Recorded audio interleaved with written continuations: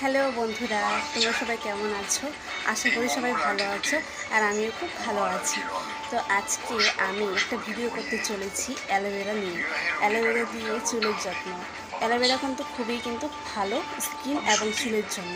তোমাদের বাড়িতে যাদের আছে অ্যালোভেরা, তারা কিন্তু নিশ্চয়ই কিন্তু ত্বক এবং চুলে অ্যাপ্লাই করতে পারো। এতে তোমাদের ত্বক অনেক ভালো হবে। তো চলো আজকে ভিডিওটি অ্যালোভেরা নিয়ে শুরু করা যাক।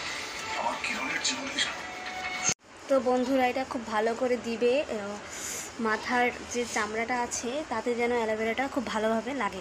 তাহলে কি মাথার চামড়াটা আছে সেটা সুন্দর করে আমি ঠিক জানি না, কিন্তু আমি শুনেছি যে আমাদের দিকে অনেকেই এই অ্যালোভেরাটা ইউজ করে তাদের চুলকে খুব সুন্দর করেছে। চুল কিন্তু আরও সুন্দর সিল্কি হয়।